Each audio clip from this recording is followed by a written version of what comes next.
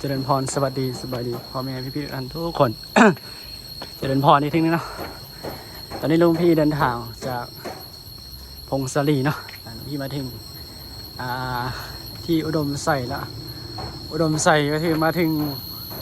วัดนี้เนาะวัดภูธาตุใส่มงคล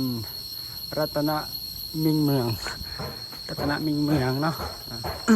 จะเป็นบันไดขึ้นวัดเนาะอันนี้ก็คือในเมืองเนาะใจกลางเมืองนี่เนาะหลวงพี่เดินคนเดียวนะว่าโยมพ่อโยมแม่มาแต่ไทยเพิ่นกำลังทานนะรับประทานอาหารอยู่หลวงพี่เดินคนเดียวเนาะตอนนี้เดินขึ้นคนเดียวนั่งรถออกจากพงศลีนะมื้อเช้านี่ตีห้า6 7 8 9 10โอ้พอดี6 ชั่วโมง พออีกแมว6 ชั่วโมงนั่งรถหลวงพี่อาจจะรีบนิดนึงนะเพราะว่าเดี๋ยวเพิ่นรับประทานอาหารเสร็จเดี๋ยวจะเดินทางไปขึ้นสถานีรถไฟเนาะไปซื้อตัวรถไฟเลยก็จะไปเช็คอินนำเลยกับบรัวจะได้ถึงดวงเขาบ้างจากโมงเนาะเพราะว่าตัวรถไฟเนี่ยจะมีบ่ายโมงเที่ยงแล้วก็บ่าย3แล้วก็บ่าย4แล้วก็5 โมงครึ่งเนาะตัวรถไฟกันแล้วแต่บางมื้อเนาะยังพอยังไงโอ้ไกลเติบเนาะ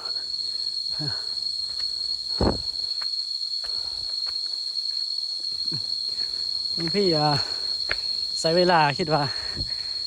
เวลาสั้นๆนี่หวังว่าจะเป็นประโยชน์เนาะสำหรับคนที่เบิ่ง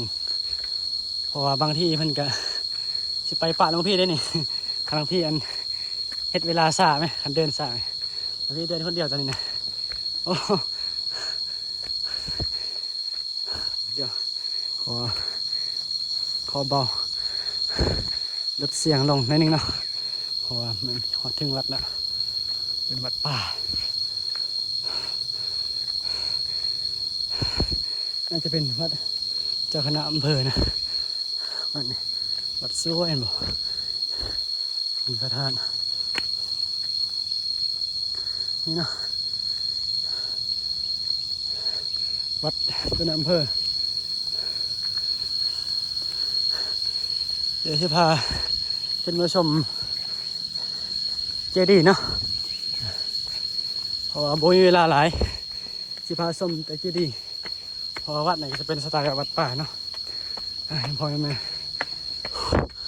โอ้เดินขึ้นพอดี3 นาทีเดินแบบบ่หยุดเลยเดินตอนเนี้ยพี่นี่อันนี้มาถึงเลยนะเจดีย์ของวัดตัวในอำเภอนะอำเภออุดมไซตอนนี้น้องพี่อยู่จังหวัดอุดมไซนะจากเมื่อวานนี้ไปพักที่จังหวัดพงศลีนะ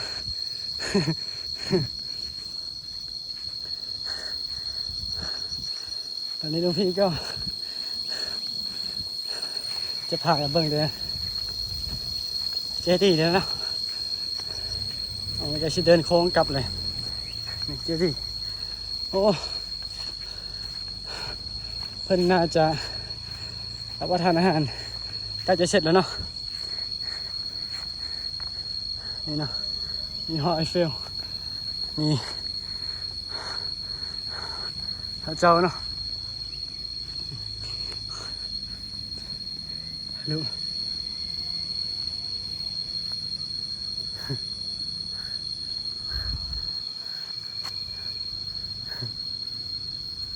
โอ้แดดร้อนเนาะถ่ายรูปก่อนนี่นะก็จะเป็นประมาณนี้นะอันนี้คือวัดจะเป็นประมาณนี้ส่วนข้างล่างหลังพระพุทธรูปบางยืนก็จะเป็น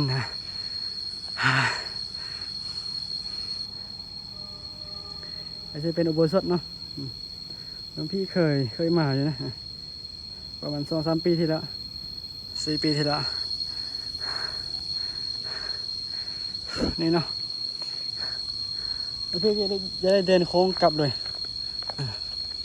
เพราะว่า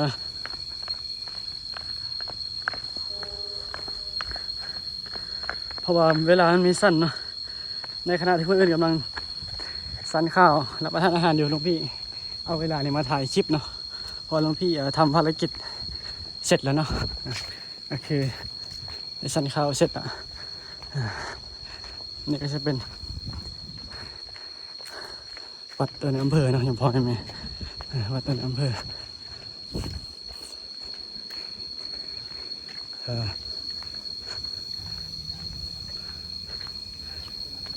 น่าจะมี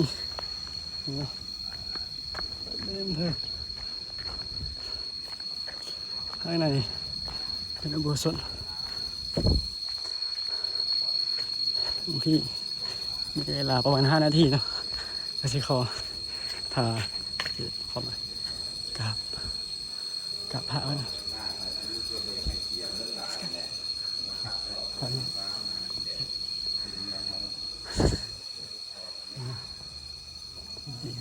กราบพระ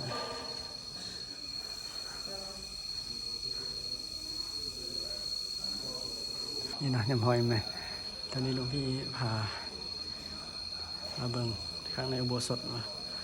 อยู่ในล่าวเป็นยังไงเนาะนี่คือวัดอุโบสถวัดทองตอนในอำเภอเนาะอำเภอเมืองกิจประมาณนี้เนาะในข้างในอุโบสถเดี๋ยวหลวงพี่จะได้กลับแล้วเพราะว่าเวลาไงเนาะคนรออยู่นี่จะเป็นโยมมาทำบุญเนาะนมัสการพระอาจารย์เขาจะมาแต่ หลวงพ่อบ้านพอดีว่าโยมเพิ่นทายเพิ่นเขาโยมเพิ่นทานข้าวอยู่กินข้าวอยู่เขาก็เลยใช้เวลาสั้นๆนี่มากราบนะมาถ่ายคลิปหนึ่งครับขอบใจครับขอบนมัสการนะ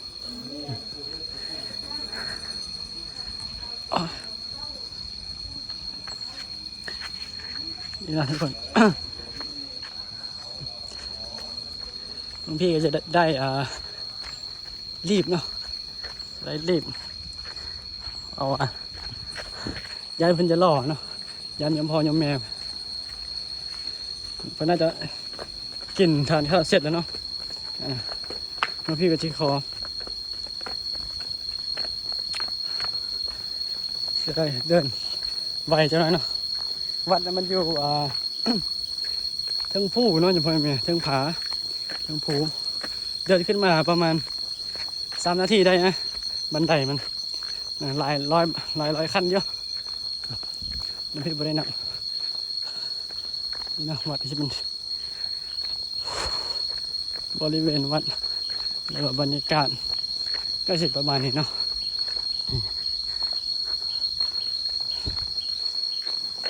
หลวงพี่ต้องสปีดนิดหน่อยนะเดี๋ยวมันจะตามหาเลยตามหาตัวหลวงพี่ไปเจอหายไปไสดิ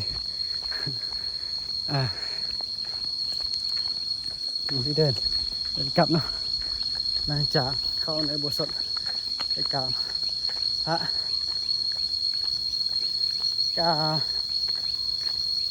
เสียดายเนาะมีเวลาอันสั้นในการเข้ามาชมมาเบิ่งวัดที่ใช้เวลาคนอื่นอย่างสันเข้าโบเสร็จเนาะแต่ต้องพี่เสร็จก่อนเนาะพี่ก็เลยเดินขึ้นมาวัดเนี่ยเพราะว่าบังเอิญร้านอาหารมันติดกับทางขึ้นวัดเนาะหรือว่าตีนวัดคือตอนที่หลวงพี่จะเดินกลับแล้วประมาณนี้นะเวลาเดินลงเดินขึ้นก็เหนื่อยแล้วต้องเดินลงอีกขอบใจได้ยังพอยังไงพี่ๆทุกท่านทุกคนที่ตั้งใจรับส้มเนาะตั้งใจเบิ่งพี่ก็จะถ่ายแบบเรียวๆบ่ได้ตัดบ่ได้ต่อเอาแบบธรรมชาติเนาะถ่ายตามความเป็นจริงอันใดที่หลวงพี่อาจจะเอาผิดเอาถูกแน่เนาะ จะกะบังว่าสิบ่ซีเรียสปานใดเนาะยังพอยังแม่ที่รับชมและก็ติดตามอยู่หรือว่ายังบ่ทันติดตามอยู่หรือว่ากำลังเบิ่งอยู่ก็ยินดีต้อนรับเนาะช่อง YouTube หลวงพี่เองใส่ในนามก็คือคนต่างถิ่นสตูดิโอมักถ่ายคลิปเวลาเดินทางเวลาไปเรียนหนังสือเพราะคืออาชีพท้ายอันนี้ปิดเทอมแล้วเนาะกลับมายามบ้านเป็นคนลาวพระลาวเดี๋ยวมาเรียนอยู่เมืองไทยเนาะแต่ก็ชื่นชอบแล้วก็มักประเทศไทยเนาะก็เลยตั้งใจเฮ็ดคลิปเพื่อจะถ่ายทอดวิถีชีวิตหรือว่าถ่ายการเป็นอยู่ของพ่อแม่พี่น้องยมพ่อยมแม่ทางฝั่งลาวเนาะแถวชนบทบ้านนอกบ้านนาไปวัดก็สิถ่ายวัดไปอยู่ธรรมศาสตร์ก็สิถ่ายธรรมศาสตร์สิขอปิดคลิปเนาะมาฮอดมาถึงแล้วพี่จะได้นั่งขึ้นรถ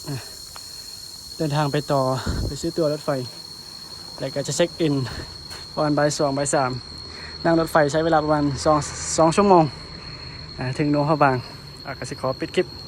ไปเพียงซ้ำนี้เจอกันคลิปต่อไปสวัสดีสบายดีเจริญพร